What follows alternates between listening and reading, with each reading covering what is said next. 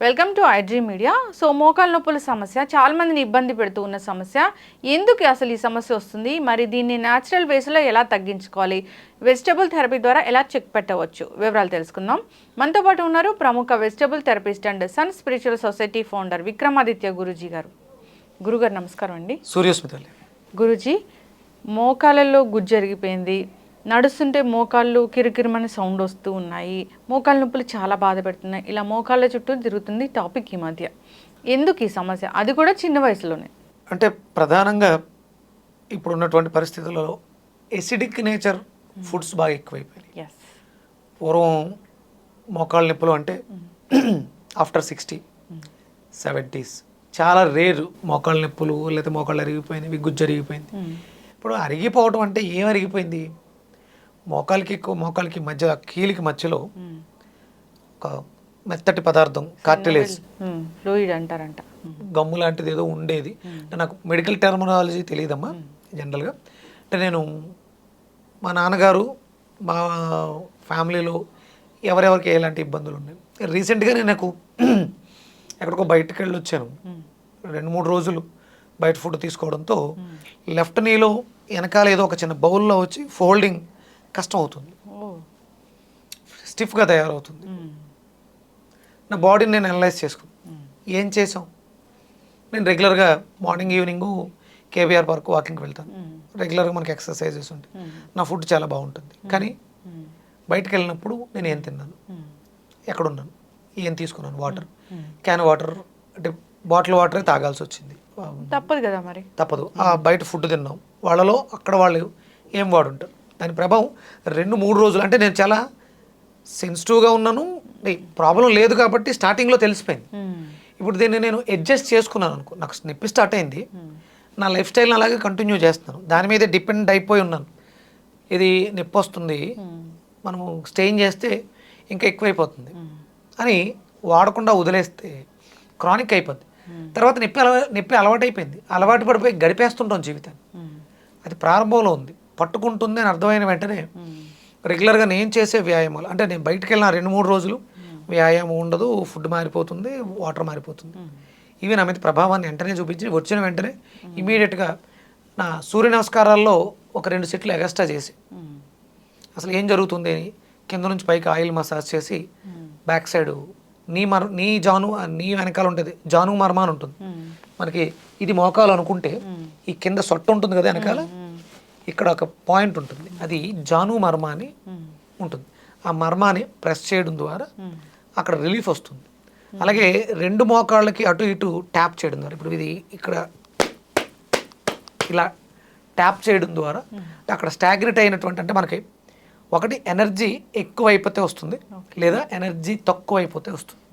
బ్యాలెన్స్డ్గా ఉన్నప్పుడు ఏ ప్రాబ్లం.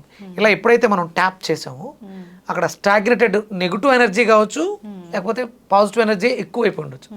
ఒక్కసారి సర్క్యులేషన్ స్టార్ట్ అవుతుంది.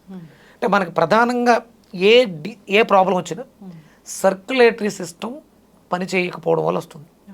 అక్కడ రక్తం గడ్డగట్టడం కానీ, ప్రాణశక్తి అధికంగా పెరిగిపోవడం కానీ ఇవన్నీ జరుగుతాయి. ఎప్పుడైతే మనం ఇలా చేసామో సర్క్యులేషన్ పెరిగి, బ్లడ్ సర్క్యులేషన్ పెరిగింది, అక్కడ రిపేర్ జరగాలి, సెల్ఫ్ హీలింగ్ జరగాలి. ప్రతి మనిషి శరీరంలోనూ సెల్ఫ్ హీలింగ్ టెక్నిక్ అనేది ఒకటి ఉంటుంది. దానికి మనం అవకాశాన్ని ఇవ్వాలి, దానికి కావలసిన పోషకాలు అందివ్వాలి.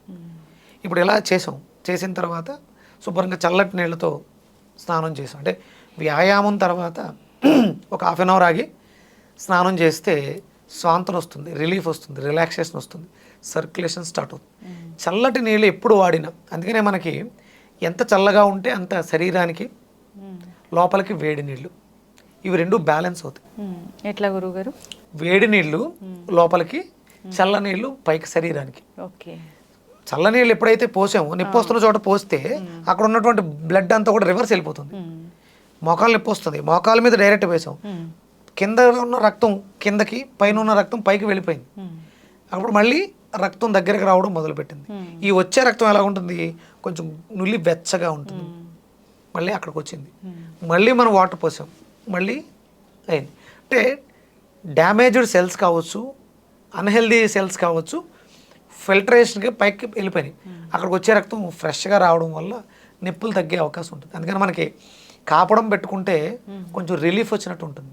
అంటే చాలామంది వేడి నీళ్ళు కాపురం పెడతారు, మంచిదే, కానీ ముందు చల్లైన నీళ్ళతో పెడితే అక్కడ ఉన్నటువంటి రక్తం అంతా కూడా వెనక్కి వెళ్ళిపోయి వేడి నీళ్ళు పెట్టినప్పుడు మళ్ళీ రక్తం అక్కడికి వస్తుంది. ఇలా నెంబర్ ఆఫ్ సైకిల్స్ జరగటం వల్ల అక్కడ ఫ్రెష్ బ్లడ్ తయారై ఫ్రెష్ సెల్స్ ఉండి రిజునవేట్ చేస్తాయి. అక్కడ ఏదైతే డ్యామేజ్ అయిందో దాన్ని పునరుత్పత్తి చేయడానికి అవకాశం ఏర్పడుతుంది. ఓకే, ఇప్పుడు మోకాలు నొప్పులు వచ్చాయి, ఇబ్బంది పెడుతున్నాయి అన్నప్పుడు ఎవరైనా కానీ ఏం చేయాలి? అదే ముందు ఫస్ట్ ఎసిడిక్ నేచర్ ఫుడ్స్ ఎక్కువగా తినేయటం వల్ల అక్కడ ఉన్నటువంటి కార్టిలేజ్ అనేది డ్రై అయిపోతుంది, డిహైడ్రేట్ అవుతుంది. దీన్ని మనం మార్చుకోవాలి. ఇప్పుడు అక్కడ మరి ఆ కార్టిలేజ్ మళ్ళీ పునరుత్పత్తి జరగాలి. దానికి మనం ఏం చేయాలి? ఆల్కలైన్ ఫుడ్ని బాడీకి ఎక్కువగా పంపించాలి. ఇందులో ప్రధానంగా పదార్థంలో ఉన్నటువంటి రుచులని మినరల్స్ని అబ్జార్బ్ చేసుకోవడానికి నాలిక మీదే ట్రీట్మెంట్ జరుగుతూ ఉంటుంది. శోషరస వ్యవస్థ అని ఉంటుంది, ఎక్సోక్రైన్ గ్లాండ్స్. బెండకాయల్ని నమిలి తినడం ద్వారా దాంట్లో ఉన్నటువంటి జిగురు పదార్థం మనకి కార్టిలేజ్, ఇది కార్టిలేజ్ కాదు, బెండకాయల్లో ఉండే జిగురు అక్కడికి వెళ్ళదు. జిగురు పుట్టడానికి కావాల్సిన పోషకాలను శరీరం తయారు చేసుకునే విధంగా బెండకాయలు చేస్తాయి. అంటే పచ్చి బెండకాయలు తినాలంటున్నారు. క్రష్ చేసుకుని నమలాలి, లేదంటే చిన్న చిన్న ముక్కల కింద కట్ చేసి వాటర్లో వేసి ఆ నీటిని మ్యాజిక్ వాటర్ లాగా ఉంది, అది జెల్ లాగా ఫామ్ అవుతుంది. ఆ ముక్కలు నవ్వులుతూ ఆ నీటిని తీసుకోవడం ద్వారా శరీరంలో ఎసిడిక్ నేచర్ని ఆల్కలైన్, ఏ ప్రాబ్లం వచ్చినా ఎసిడిక్ నేచర్ని ఆల్కలైన్ చేయటమే. అది చేస్తే ఆటోమేటిక్గా సెల్ఫ్ హీలింగ్ అనేది స్టార్ట్ అవుతుంది. ప్లస్ ఇప్పుడు ఇక్కడ ఈ సెల్ఫ్ హీలింగ్లో ఈ ఐస్ నీళ్లతో కడగటం, వేడి నీళ్ళు పోయటం అనేది ఒక థెరపీ, వాటర్ థెరపీలు. అలా అలాగే ఆయిల్తో మసాజ్ చేసి సర్క్యులేషన్ పెంచడం ద్వారా అక్కడ డ్యామేజ్ అయింది. మనకి శరీరంలో చక్రాల్లో మూలాధార చక్రం ఎరుపు రంగుని పుట్టిస్తుంటుంది, స్వాదిష్టాన చక్రం ఆరెంజ్ రంగుని కలిగి ఉంటుంది, మణిపూరక చక్రం పసుపు రంగుని కలిగి ఉంటుంది, అనాహత చక్రం ఆకుపచ్చ రంగుని కలిగి ఉంటుంది, విశుద్ధి చక్రం నీలాన్ని కలిగి ఉంటుంది. అంటే ఇవన్నీ రంగులు ఎందుకు? ఎర్రదనం మనకి శక్తినివ్వటానికి, ఆరెంజ్ ఎక్కడైనా నెగిటివ్స్ ఉంటే వాటిని డిస్ట్రాక్ట్ చేయడానికి, పసుపు సెల్స్ రీగ్రోత్ అవ్వడానికి, పునరుత్పత్తి జరగడానికి, ఆకుపచ్చ మనలో ఉన్నటువంటి నెగిటివ్ ఎనర్జీని విచ్ఛిన్నం చేసి, మనం చూడండి హాస్పిటల్స్లో గ్రీన్ కలర్ కర్టెన్స్, రీజన్ అదే, హీలింగ్ జరిగేయటానికి ఇవన్నీ కూడా దోహదం చేస్తాయి. విశుద్ధి చక్రంలో ఉండేటువంటి బ్లూ కలర్ మనకి సూతింగ్ని ఇస్తుంది. దెబ్బ తగిలింది నొప్పి అనిపించకుండా ఉండడం సూతింగ్ ఇస్తూ ఉంటుంది. అంటే ఇప్పుడు ఇక్కడ ఈ ప్రాసెస్ అనేది మనకి అందుకు ఉపయోగపడుతుంది. ఓకే, అంటే జనరల్గా ఎక్స్టర్నల్ అప్లికేషన్ ఉండాలి, సో ఇంటర్నల్గా తీసుకునే ఫుడ్ ఆల్కలైన్ ఫుడ్ ఉండాలి.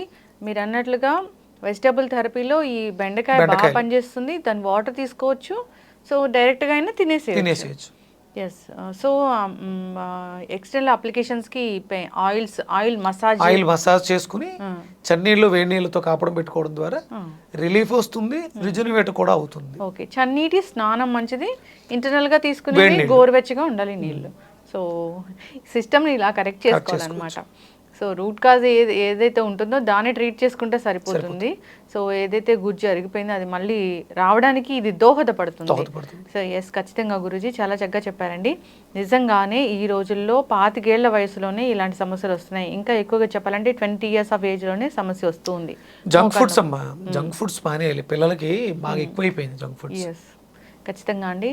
ఆహార విషయంలో జాగ్రత్తలు తీసుకోవాలి. సో మంచి విషయాలు చెప్పారు గురువు గారు, ధన్యవాదాలు. సూర్యస్మతల్లి.